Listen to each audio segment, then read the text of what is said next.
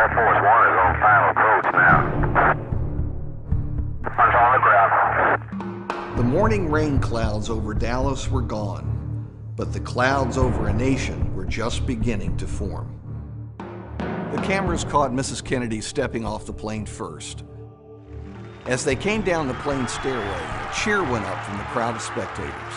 They had been waiting all morning to catch a glimpse of the world's most famous couple.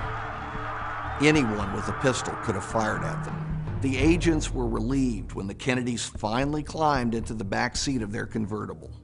Everyone in Dallas knew the precise details of the president's route. It had been printed in the newspapers and discussed on local television during the week. Pretty good crowd there. Big crowd, yes. The motorcade traveled along Main Street and then turned right onto Houston.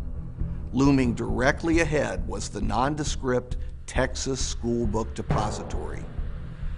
Seconds later, the motorcade slowed for an unusual hairpin left turn onto Elm Street.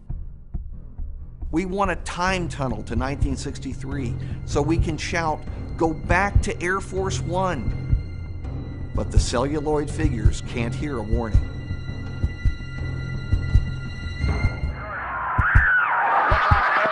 The early reports were confusing. It was difficult to separate fact from rumor. And then the news came. From Dallas, Texas, the flash, apparently official, President Kennedy died at 1 p.m. Central Standard Time. In the blink of an eye, America had changed forever. The youngest elected chief executive in U.S. history became the youngest to die. Political power is created in many ways: winning an election, facing down an enemy, or skillfully riding the waves of popular opinion. But lasting power is accorded to only a handful of presidents, especially after their death. There is no doubt that John Kennedy is one of the few.